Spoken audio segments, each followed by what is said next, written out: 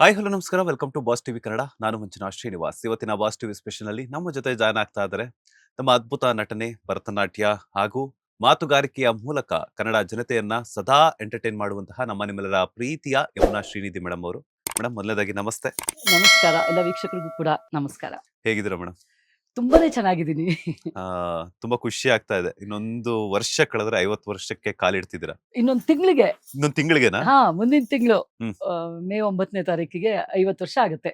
Super ಅಲ್ಲ? ಖುಷಿಯಾಗಿ ಹೇಳ್ಕೊತೀನಿ. ಹ್ಮ್. ತುಂಬಾ ಜನ ಹೇಳ್ತಾರೆ ಹೆಂಗಸರಿಗೆ ವಯಸ್ಸು ಕೇಳಬಾರ್ದು, ಹೇಳಲ್ಲ ಅಂತ. ಹ್ಮ್. ಆ, ನನಗೆ ಮುಂಚೆನೂ ಅದೇನೋ ಖುಷಿ ಹ್ಮ್. ವಯಸ್ಸು ಹೇಳ್ಕೊಳಕ್ಕೆ. ಹ್ಮ್. ಎಷ್ಟೊಂದು ಜನ ಹೇಳಿದ್ರು ನಿಂಗೆ ಇನ್ನೂ 6 ತಿಂಗಳಿದೆ, 8 ತಿಂಗಳಿಂದ ಹೇಳಕ್ ಶುರು ಮಾಡಿದೀನಿ ನಾನು. ಹ್ಮ್. ನಂಗೇನೇನ್ 50 ವರ್ಷ, ನನ್ಗಿನೇನ್ 50 ವರ್ಷ ಅಂತ. ಯಾಕಾಗಿ ವಯಸ್ಸು ಹೇಳ್ಕೊಂಡು ತಿರುಗ್ತೀಯ ಅಂತ. ಹ್ಮ್. ನಾನು ವಯಸ್ಸು ಹೇಳ್ಕೊಡೋದ್ರಲ್ಲಿ ಹೆಮ್ಮೆ ಪಡ್ತೀನಿ. ಓಕೆ. ಅದ್ರಲ್ಲೇನು ತಪ್ಪಿದೆ ಅಲ್ವಾ? So half century ಕಾಲಿಡ್ತಿದ್ದೀರಾ.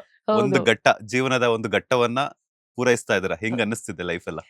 ನನ್ನ 50ನೇ ವರ್ಷದ ಬಗ್ಗೆ ಮೊದಲನೇದಾಗಿ ನನ್ನ ಬಿಟ್ಟು ಮಾತಾಡಿದವ್ರು ನೀವೇ ಮಂಜು ಅವರೇ. ತುಂಬಾ ಹೆಮ್ಮೆಯಿಂದ ಈ ಪ್ರಶ್ನೆಗೆ ನಾನು ಉತ್ತರನ ಕೊಡ್ತೀನಿ. ಹ್ಮ್. ನನ್ನ ಪ್ರಕಾರ ವಯಸ್ಸಂದ್ರೆ ಏನ್ ಗೊತ್ತಾ, ಅದು ಬರೀ ತಲೆಲಿರೋದಷ್ಟೇ. ಹ್ಮ್. ನಮ್ಗೆ ಒಂದು ಸ್ಪಿರಿಟ್ ಇರುತ್ತೆ ನೋಡಿ. ಹ್ಮ್. ನಾವು ಜೀವನದಲ್ಲಿ ಈ ರೀತಿಯಾಗಿರ್ಬೇಕು, ಒಂದು ಕಾರ್ಯಶೀಲರಾಗಿರ್ಬೇಕು, ಯಾವಾಗ್ಲೂ ಹ್ಮ್. ಆಕ್ಟಿವ್ ಆಗಿರ್ಬೇಕು, ಹ್ಮ್. ಸ್ಫೂರ್ತಿಯಿಂದ ತುಂಬಿರ್ಬೇಕು ನಮ್ ಜೀವನ. ಹ್ಮ್.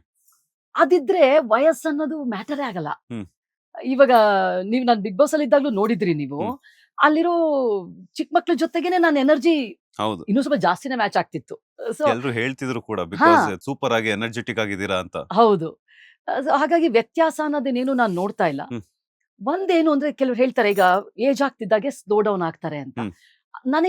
ನನ್ನ ಅನಿಸಿಕೆ ಪ್ರಕಾರ ನನಗೆ ಹೇಗೆ ಅನ್ಸುತ್ತೆ ಅಂದ್ರೆ, ಅದು ಸ್ಲೋ ಡೌನ್ ಆಗೋದಲ್ಲ. ಹ್ಮ್. ನಮಗೆ ಒಂದು ಸ್ಪಷ್ಟತೆ ಸಿಗ್ತಾ ಹೋಗುತ್ತೆ. ಹ್ಮ್ ಹ್ಮ್ ಹ್ಮ್ ಹ್ಮ್. ಈಗ ಜನರನ್ನ ಅರ್ಥ ಮಾಡ್ಕೊಳ್ಳೋ ವಿಚಾರ ಆಗಬಹುದು, ಹ್ಮ್. ಸಂದರ್ಭನ ಅರ್ಥ ಮಾಡ್ಕೊಳ್ಳುವಂತ ವಿಚಾರ ಆಗಬಹುದು, ಹ್ಮ್. ಅಥವಾ ಒಂದು ಪ್ರೌಢತೆ, ಒಂದು ಪ್ರೌಢಿಮೆ ಏನ್ ಬರುತ್ತಲ್ಲ ಹ್ಮ್. ವಯಸ್ಸಿಗೆ ತಕ್ಕನಾಗಿ, ಹ್ಮ್. ಅದರಿಂದಾಗಿ ಒಂದು ಸಮಾಧಾನಕರ ಮನಸ್ಥಿತಿ ಉಂಟಾಗುತ್ತೆ. ಹ್ಮ್. ಹಾಗಾಗಿ ಅದನ್ನ ಸ್ಲೋ ಡೌನ್ ಅಂತ ನಾ ಹೇಳಲ್ಲ. ಹ್ಮ್. ಇನ್ನೊಂದು ಸ್ಪಷ್ಟತೆ ಸಿಕ್ಕಿರುತ್ತೆ ಜೀವನದ ಬಗ್ಗೆ. ಹ್ಮ್. ಅದು ನನಗೆ ತುಂಬಾ ಸಿಗ್ತಾ ಇದೆ. ನನ್ನ ತುಂಬಾ ದೊಡ್ಡ ವ್ಯತ್ಯಾಸ ನನ್ನಲ್ಲಿ ಆಗ್ತಾ ಇರೋದು, ಹ್ಮ್. ಅದು ಒಂದನ್ನೇ ನಾನು ಗಮನಿಸಿರೋದು. ಹ್ಮ್. ಯಾರಾದ್ರು ತುಂಬಾ ಬೇಕು ಅಂತ ನೋವು ಮಾಡಕ್ ಬಂದಾಗ ಹ್ಮ್. ನಗು ಬರುತ್ತೆ. ಹ್ಮ್. ಮುಂಚೆ ಕೋಪ ಬರೋದು. ಹೌದು. ನನಗೆ ಬೇಜಾರ್ ಮಾಡ್ತಾ ಇದ್ದಾರೆ, ನನ್ನ ಬಗ್ಗೆ ಈ ರೀತಿ ಹೇಳ್ತಾ ಇದ್ದಾರೆ ಅಂದಾಗ ಕೋಪ ಬರೋದು. ಈಗ ಹ್ಮ್. ನಗು ಬರುತ್ತೆ. ಹ್ಮ್. ಸೊ ಹಾಗಾಗಿ ನಮಗೆ ಒಂದು ಮೆಚುರಿಟಿ ಬರ್ತಾ ಹೋಗುತ್ತಲ್ಲ, ಹಾಗಾಗಿ ನಾವು ಅದನ್ನ ತಗೊಳ್ಳೋ ರೀತಿನೂ ಬೇರೆ ಇರುತ್ತೆ, ಅದಕ್ಕೆ ರೆಸ್ಪಾಂಡ್ ಮಾಡೋ ರೀತಿ ಕೂಡ ಬೇರೆ ಇರುತ್ತೆ. ಅದೊಂದು ದೊಡ್ಡ ಹ್ಮ್. ವ್ಯತ್ಯಾಸ ನಾನು ನೋಡಿದೆ. ಹ್ಮ್. ಅದು ಬಿಟ್ರೆ ನನಗೆ ಇನ್ನ ಫಿಸಿಕಲಿ ನನಗೇನು ವ್ಯತ್ಯಾಸ ಕಾಣಿಸೇ ಇಲ್ಲ. ಹ್ಮ್. ಇನ್ನು ನಾನು ಭರತನಾಟ್ಯ ಮಾಡ್ತೀನಿ. ಹ್ಮ್. ಒಂದು ಗಂಟೆಗಳ ಕಾಲ ಬೇಕಾದ್ರೂ ಪ್ರದರ್ಶನವನ್ನ ಕೊಡ್ತೀನಿ. ಹ್ಮ್ ಹ್ಮ್ ಮನೆ ಕೆಲಸ ಎಲ್ಲಾನು ನಾನಿನ್ನು ನಾನೇ ಮಾಡ್ಕೊಂಡು ಹೋಗ್ತಾ ಇದ್ದೀನಿ. ಹ್ಮ್. ಸೊ ಕೆಲವೆಲ್ಲ ಬದಲಾವಣೆಗಳು ಖಂಡಿತ ಆಗಿಲ್ಲ. ಹ್ಮ್. ಮನಸ್ಥಿತಿ ಕೂಡ ಏನು ಬದಲಾಗಿಲ್ಲ, ಎಲ್ಲ ಅದೇ ಇದೆ. ಹ್ಮ್. ಆದ್ರೆ ನಾನು ಹೇಳಿದಾಗೆ ಒಂದು ಸ್ಪಷ್ಟತೆ, ನನಗೆ ಚಿತ್ರಣ ಚೆನ್ನಾಗಿ ಕಾಣಿಸ್ತಾ ಇದೆ. ಸೀಕ್ರೆಟ್ ಏನು ಮೇಡಮ್? ಇಷ್ಟೊಂದು ಎನರ್ಜೆಟಿಕ್ ಆಗಿರ್ತೀರಲ್ಲ, ಏನೆಲ್ಲ ಫುಡ್ ತಿಂತೀರಾ ಅಂಡ್ ನಿಮ್ಮ ಡೈಲಿ ರೂಟೀನ್ ಹೇಗಿರುತ್ತೆ ಅಂತ? ಆಕ್ಟಿವ್, ಹೌದು. ಹ್ಮ್. ಅದು ಕೆಲವರಿಗೆ ಏನ್ ಹೇಳ್ತಾರೆ, ದೇವ್ರೊಬ್ಬೊಬ್ಬರನ್ನ ಒಂದೊಂದು ರೀತಿ ಮಾಡ್ಬಿಟ್ಟಿರ್ತಾನೆ. ಹ್ಮ್. ಸೊ ನನ್ನನ್ನು ಒಂಥರ ತುಂಬಾ ಹೈಪರ್ ಆಗಿ ಮಾಡಿ ಭೂಮಿ ಮೇಲೆ ಬಿಟ್ಟಿದ್ದಾರೆ ಅಂತ ಅನ್ಸುತ್ತೆ. Maybe. ನಾನ್ ಮನೆಯಲ್ಲಿ ಸುಮ್ನೆ ಕೂತ್ಕೊಂಡ್ರೆ ಹ್ಮ್. ಎಲ್ಲರಿಗೂ ಟೆನ್ಷನ್ ಶುರುವಾಗುತ್ತೆ. ಹ್ಮ್. ನನ್ ಮಕ್ಳಿಗೆ, ನನ್ ಹ್ಮ್. ಗಂಡನ್ಗೆ, ಎಲ್ರು ಇವತ್ತೇನು ಶೂಟಿಂಗ್ ಇಲ್ವಾ ಅಂತ. ಹ್ಮ್. ಅವ್ರಿಗೆ ಭಯ ಏನು ಅಂತಂದ್ರೆ, ಹ್ಮ್. ಪಾದರಸ ತರ ಓಡಾಡ್ತಾ ಇರ್ತೀನಿ. ಹ್ಮ್. ಓ ಅದ್ ಮಾಡ್ಬೇಕು, ಇದ್ ಹ್ಮ್. ಮಾಡ್ಬೇಕು, ಹಾಗೆ ಹೀಗೆ ಒಂದ್ ಸ್ವಲ್ಪ ಆಕ್ಟಿವ್ನೆಸ್ ಜಾಸ್ತಿ ನಾನು. ಹ್ಮ್. ನೀವ್ ಹೇಳಿದಾಗ ಏನ್ ನನ್ನ ದಿನನಿತ್ಯ ಹೇಗಿರುತ್ತೆ ಅಂದ್ರೆ, ಬೆಳಿಗ್ಗೆ 4:15ಗೆ ಎದ್ದೇಳ್ತೀನಿ. ಹ್ಮ್. ಅಲಾರ್ಮ್ ಇಟ್ಟಿಲ್ದೇ ಇರ್ಲಿ. ಮೊನ್ನೆ ನೈಟ್ ಶೂಟ್ ಇತ್ತು. ಹ್ಮ್. ಇಡೀ ರಾತ್ರಿ ಕೆಲಸ ಮಾಡಿ ಮನೆಗ್ ಬಂದ 2:45ಕ್ಕೆ ಪ್ಯಾಕಪ್ ಆಯ್ತು. ಹ್ಮ್. ಮನೆಗ್ ಬಂದಾಗ 4 ಗಂಟೆ. ಹ್ಮ್. ಮಲ್ಕೊಂಡಾಗ ಸ್ನಾನ ಮಾಡಿ ಎಲ್ಲ ಮಾಡಿ ಮಲ್ಕೊಂಡಾಗ 4:15 ಆಯ್ತು. ಹ್ಮ್. ನಾನು ಅನ್ಕೊಂಡೆ ಅಲಾರ್ಮ್ ಇಡದೆ ಮಲ್ಕೊಂಡ್ಬಿಡೋಣ ಇವತ್ತು, ಹ್ಮ್. ಒಂದ್ 9:30 10 ಗಂಟೆಗೆ ಎದ್ದೇಳೋಣ ಅಂತ. ಹ್ಮ್. ನೀವು ನಂಬಲ್ಲ ಮಂಜು ಅವರೇ, ಹ್ಮ್. ಮಲಗಿದ್ 4:15, ನಾನು 5:30ಗೆ ಎದ್ಬಿಟ್ಟಿದೀನಿ. ಹ್ಮ್ ಹ್ಮ್ ಏನ್ ಮಾಡಿದ್ರು ನಿದ್ದೆ ಬರ್ತಾ ಇಲ್ಲ. ಹ್ಮ್. ಅದೊಂಥರ ಬಾಡಿ ಕ್ಲಾಕ್ ಸೆಟ್ ಆಗಿ ಹೋಗ್ಬಿಟ್ಟಿದೆ. ಓಕೆ. ಬೆಳಿಗ್ಗೆ ಏನಾದ್ರೂ ಆಗ್ಲಿ 4:15ಗೆ ಎಚ್ಚರ ಆಗೋಗುತ್ತೆ. ಹ್ಮ್ ಹ್ಮ್ ಹ್ಮ್ ಒಂದ್ಸಲ ಎಚ್ಚರ ಆದ್ಮೇಲೆ ನಾನು ಹಾಸಿಗೆ ಮೇಲೆ ಮಲಗಿರುವಂತ ಅಭ್ಯಾಸ ಇಲ್ಲ. ಹ್ಮ್. ಎದ್ಬಿಡ್ಬೇಕು, ಆಮೇಲೆ ಏನೋ ಕೆಲಸಗಳು ಶುರು ಆಗ್ಬಿಡ್ಬೇಕು. ಸೊ ಆ ರೀತಿಯಾಗಿ ಆಗುತ್ತೆ. ಆಮೇಲೆ ಆನ್ಲೈನ್ ಅಲ್ಲಿ ನಾನು ನನ್ನ ಭರತನಾಟ್ಯ ತರಗತಿನ ತಗೊಳ್ತೀನಿ. ಓಕೆ. ಅಮೆರಿಕದಲ್ಲಿರುವಂತಹ ಭಾರತೀಯ ಮಕ್ಕಳಿಗೆ ಹ್ಮ್. ಭರತನಾಟ್ಯ ಹೇಳ್ಕೊಡ್ತೀನಿ. ಹ್ಮ್. ಅದು 1.5 ಗಂಟೆ ಅಷ್ಟು ಕ್ಲಾಸ್ ಮುಗಿಯುತ್ತೆ. ಅದಾದ ನಂತರ ನನ್ನ ಮಕ್ಕಳಿಗೆ ಅಡಿಗೆ ತಿಂಡಿ, ಹ್ಮ್. ಸ್ಕೂಲ್ಗೆ ಹೋಗೋದಕ್ಕೆ, ಕಾಲೇಜ್ಗೆ ಹೋಗೋದಕ್ಕೆ ಏನೇನ್ ಬೇಕೋ ಅದೆಲ್ಲ ಮಾಡ್ತೀನಿ. ಆಮೇಲೆ ಶೂಟಿಂಗ್ ಇದ್ರೆ ಇಮಿಡಿಯೇಟ್ಲಿ ರೆಡಿ ಆಗ್ಬಿಟ್ಟು ಶೂಟಿಂಗ್ ಹೋಗ್ತೀನಿ. ಓಕೆ. ಶೂಟಿಂಗ್ ಇಲ್ಲ ಅಂತಂದ್ರೆ ಒಂದೊಂದ್ ದಿವಸ ಒಂದೊಂದು ಬೇರೆ ಕಾರ್ಯಗಳನ್ನ ತಗೊಳ್ತೀನಿ. ಒಂದಿನ ಹ್ಮ್. ಬರೀ ಗಾರ್ಡನ್ ಇಟ್ಕೋತೀನಿ, ಹ್ಮ್. ಒಂದಿನ ಮನೆನ ಪೂರ್ತಿ ಧೂಳು ಹೊಡೆಯೋದ್ರಿಂದ ಹಿಡಿದು ಎಲ್ಲಾ ಕ್ಲೀನ್ ಮಾಡೋದು ಒಂದಿನ ಇಟ್ಕೋತೀನಿ. ಇಲ್ಲದ್ರೆ ಬ್ಯಾಂಕ್ ಕೆಲಸಗಳು, ಅದು ಕಾರ್ ಕ್ಲೀನ್ ಮಾಡ್ಕೊಳ್ಳೋದು, ಸರ್ವಿಸಿಂಗ್, ಅದು ಇದು. ಸೊ ಈ ರೀತಿಯಾಗಿ ಒಂದೊಂದು ಶೂಟಿಂಗ್ ಇಲ್ದೇ ಇರೋ ದಿನಾನು ಹ್ಮ್. ಒಂದೊಂದು ಕಾರ್ಯವನ್ನ ಹಾಕೊಂಡ್ಬಿಟ್ಟಿರ್ತೀನಿ. ಹ್ಮ್. ಇನ್ ಮತ್ತೆ ಅಡಿಗೆ ಮಾಡು, ಹ್ಮ್. Buds, clean. ನನಗೆ ನೀವು ಈ ಕರೋನಾ ಟೈಮಲ್ಲಿ ಲಾಕ್ಡೌನ್ ಆಗಿತ್ತು ನೋಡಿ, ಹ್ಮ್. 3-4 ತಿಂಗಳು. ಹ್ಮ್. ಆ ಜೀವನನ ನೀವು 10 ವರ್ಷ ಇರು ಅಂತಂದ್ರೂ ಇರ್ತೀನಿ. ನನಗೆ ಪ್ರಾಬ್ಲಮೇ ಇರಲ್ಲ.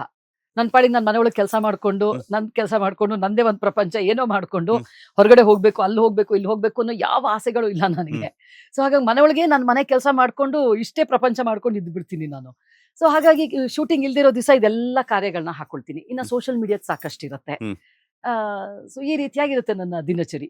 ಆಮೇಲೆ ಇನ್ನೊಂದು ಮೇಜರ್ ಏನು ಅಂತಂದ್ರೆ, ವಾರಕ್ಕೆ ಒಂದ್ಸಲನಾದ್ರೂ ಯಾವ್ದಾದ್ರು ಒಂದು ಸಾಮಾಜಿಕ ಕಳಕಳಿ ಕೆಲಸಕ್ಕೆ ಹೋಗಿರ್ತೀನಿ. ಇಲ್ಲ ಒಂದು ಸರ್ಕಾರಿ ಶಾಲೆಗೆ ಆಗ್ಬಹುದು, ಅಥವಾ NCC ಕ್ಯಾಂಪ್ ಆಗಬಹುದು, ಯಾವುದೋ ಒಂದು ಕಾರ್ಯಕ್ಕೆ ಹೋಗಿರ್ತೀನಿ. ಮೇಡಮ್, ಇನ್ನೊಂದು ತಿಂಗಳಿಗೆ 50ನೇ ವರ್ಷಕ್ಕೆ ಕಾಲಿಡ್ತಾ ಇದೀನಿ. ಇರ್ತೀರಾ. ಹಾ, ಸೊ 50 ವರ್ಷ ಮೇಲ್ಪಟ್ಟಂತವ್ರು ತುಂಬಾ ಆಕ್ಟಿವ್ ಆಗಿರ್ಬೇಕು, ತಮ್ಮನ್ನ ತಾವು ಏನಾದ್ರೂ ತೊಡಗಿಸ್ಕೊಳ್ಬೇಕು ಅಂತಂದ್ರೆ ಏನೆಲ್ಲ ಟಿಪ್ಸ್ ಇರುತ್ತೆ ಅಂತ? ಖಂಡಿತ. ನೋಡಿ, ನಮಗೆ ಜೀವನದಲ್ಲಿ ಮೇಜರ್ ಚೇಂಜಸ್ ಅಂತ ಆಗೋದು ಈ ಸಮಯದಲ್ಲಿ. ಅಂದ್ರೆ ಮಕ್ಕಳು ಕಾಲೇಜು ಸ್ಕೂಲ್ನ ಬಿಟ್ಟು ವೃತ್ತಿಗೋಸ್ಕರ ಬೇರೆ ಊರುಗಳಿಗೆ ಹೋಗ್ತಿರ್ತಾರೆ. ಈಗ ನಮ್ಮ ಪೋಷಕರು ನಮ್ಮನ್ನ ತಡೆಯಕ್ ಆಗ್ಲಿಲ್ಲ, ನಮ್ಗೇನ್ ಬೇಕೋ ನಾವು ಅದನ್ನ ಹುಡ್ಕೊಂಡು ಹೋದ್ವಿ. ಅದೇ ರೀತಿ ನಮ್ಮ ಮಕ್ಕಳು ಕೂಡ ಈಗ ನಮ್ಮನ್ನ ಬಿಟ್ಟು ಅವ್ರ ಜೀವನನ ಹುಡ್ಕೊಂಡು ಹೋಗ್ತಾ ಇರ್ತಾರೆ. ಅದನ್ನ ಆಕ್ಸೆಪ್ಟ್ ಮಾಡ್ಕೊಳ್ಳೋ ಮನಸ್ಥಿತಿ ಏನಿದೆಯಲ್ಲ, ಅದನ್ನ ನಾವು ಪಡ್ಕೋಬೇಕು. ಇಲ್ಲಾಂದ್ರೆ ಸಡನ್ ಆಗಿ ಏನಾಗ್ಬಿಡುತ್ತೆ, ಮಕ್ಕಳು ಹೊರಟೋಗ್ತಾ ಇದಾರೆ, ಒಬ್ಳೆ ಆಗ್ಬಿಟ್ಟೆ, ಒಂಟಿತನ ಆಗ್ಬಿಟ್ವಿ, ಈ ತರ ಎಲ್ಲ ಅನ್ಸಕ್ ಶುರು ಆಗತ್ತೆ. ಆಮೇಲೆ ವೈವಾಹಿಕ ಜೀವನದಲ್ಲಿ ಒಂದಷ್ಟು ದಿನ, ನೀವು ಒಂದಷ್ಟು ವರ್ಷಗಳ ಕಾಲ ಇದ್ಮೇಲೆ, ಈಗ ಮದ್ವೆ ಆಗಿ 4-5 ವರ್ಷ ಅನೋನ್ಯವಾಗಿ ಎಲ್ಲಾ ಕೆಲಸಗಳು ಜೊತೆಗೆ ಮಾಡ್ತಾ ಇರ್ತಾರೆ, ಎಲ್ಲ ಮಾಡ್ತಾ ಇರ್ತಾರೆ. ಒಂದಷ್ಟು ವರ್ಷಗಳ ಆದ ನಂತರ ನಿಮಗೆ ಗೊತ್ತಾಗುತ್ತೆ ಅವ್ರವ್ರ ಹವ್ಯಾಸಗಳು, ಅವ್ರವ್ರ ಆಸಕ್ತಿಗಳು ಏನೇನಿರುತ್ತೆ, ಆ ಒಂದು ಸ್ವಾತಂತ್ರ್ಯನ ನೀವು ಕೊಟ್ಬಿಟ್ಟಿರ್ತೀರಾ. ಗಂಡ ಹೆಂಡತಿ ಕೊಟ್ಟಿರ್ತಾರೆ, ಹೆಂಡತಿ ಗಂಡನ್ ಕೊಟ್ಟಿರ್ತಾಳೆ. ಸೊ ಅದನ್ನು ಕೂಡ ನಾವು ಆಕ್ಸೆಪ್ಟ್ ಮಾಡ್ಕೋಬೇಕು. ಅಯ್ಯೋ, ಅವ್ರು ಯಾವಾಗ್ಲೂ ಮಕ್ಳು ಹೊಟ್ಟೋಗ್ಬಿಟ್ಟಿದ್ದಾರೆ, ನನ್ ಜೊತೆ ಅವ್ರು ಯಾವಾಗ್ಲೂ ಇರ್ಬೇಕು, ಅದು ಕೂಡ ಅಲ್ಲಿ ಕೆಲ್ಸಕ್ಕೆ ಬರಲ್ಲ. ಅವಾಗ ಏನಾಗುತ್ತೆ, ಜಗಳಗಳು ಜಾಸ್ತಿ ಆಗುತ್ತೆ. ಈಗ ಉದಾಹರಣೆಗೆ ನಮ್ಮನೆಯವರು IPL ತುಂಬಾ ನೋಡ್ತಾರೆ. ಯಾವ ಮಟ್ಟಿಗೆ ಅಂತಂದ್ರೆ, ಅದು ಒಂದು ಬಾಲ್ 1 ರನ್ ಮಿಸ್ ಆಗ್ಬಾರ್ದು, ಆ ರೀತಿಯಾಗಿ ನೋಡ್ತಿರ್ತಾರೆ. ನಾನು ಇಂಟರ್ನ್ಯಾಷನಲ್ ಕ್ರಿಕೆಟ್ ಜಾಸ್ತಿ ಫಾಲೋ ಮಾಡ್ತೀನಿ. ಇವಾಗ ಭಾರತ ಬೇರೆ ದೇಶದ ಬಗ್ಗೆ ಆಡ್ತಾ ಇದೆ ಅಂದ್ರೆ ದೇವ್ರಿಗೆ ಪೂಜೆ ಎಲ್ಲ ಮಾಡಿ ಹರಕೆ ಹೊತ್ಕೊಂಡು ಕೂತಿರ್ತೀನಿ ನಾನು. ಸೊ ಹಾಗಾಗಿ ಒಬ್ಬೊಬ್ರದ್ದು ಒಂದೊಂದು ಇಂಟ್ರೆಸ್ಟ್ ಇರುತ್ತೆ. ನಾನು IPL ಅಷ್ಟು ನೋಡಕ್ ಹೋಗಲ್ಲ. ದೇಶ ವಿದೇಶ ಅಂತಂದ್ರೆ ಅವಾಗ ಇಂಟ್ರೆಸ್ಟ್ ಬರ್ತದೆ, ನನ್ ಭಾರತ ಕೂತ್ಕೊಂಡಿದೆ ಅಂತ.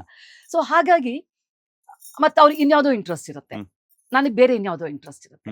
ಹಾಗಾಗಿ ಅವ್ರವ್ರ ಒಂದು ಸ್ಪೇಸ್ ಏನಿದೆ ಅಲ್ಲ, ಅದನ್ನ ಕೊಡ್ಬೇಕಾಗತ್ತೆ ನಾವು. ಮಕ್ಳು ಕಾಲೇಜ್ ಹೊಟ್ಟೋಗಿದ್ದಾರೆ, ನಾನು ಒಬ್ಳೆ ಆಗಿದ್ದೀನಿ, ನೀವು ಈ ರೀತಿ ಮಾಡ್ಬಿಟ್ರೆ ಹೇಗೆ ಅಂತ ಗಲಾಟೆ ಮಾಡಕ್ ಆಗಲ್ಲ ಅಲ್ಲಿ. ಈ ಅರ್ಥ ಮಾಡ್ಕೊಳ್ಳೋ ಮನಸ್ಥಿತಿನ ಲೇಟ್ ಆಗಕ್ಕಿಂತ ಮುಂಚೆನೆ ಅರ್ಥಕೊಳ್ಬೇಕು ನಾವು. ಈ ಟಿಪ್ಸ್ ನ, ಈ ಒಂದು ಅಂಶ, ನನ್ನ ನಂಬಿಕೆನ ನಾ ಹೇಳೋದಕ್ಕೆ ಇಷ್ಟಪಡ್ತೀನಿ. ನಾನು ಕಂಡ್ಕೊಂಡಂಥದ್ದು ಅದೊಂದು ಮೇಜರ್ ಚೇಂಜಸ್ ಆಗುತ್ತೆ. ಆಮೇಲೆ ನಮ್ಮ ಫಿಸಿಕಲಿ ಕೂಡ ತುಂಬಾ ಜನರಿಗೆ ಬದಲಾವಣೆಗಳಾಗತ್ತೆ. ಯಾವಾಗ ನೀವು ಆಕ್ಟಿವ್ ಆಗಿಲ್ಲ ಅಂತ ಅಂದ್ರೆ 50 ವರ್ಷ ಆದ ತಕ್ಷಣ ನಿಮಗೆ ವ್ಯತ್ಯಾಸಗಳು ಕಾಣಿಸಕ್ ಶುರುವಾಗತ್ತೆ.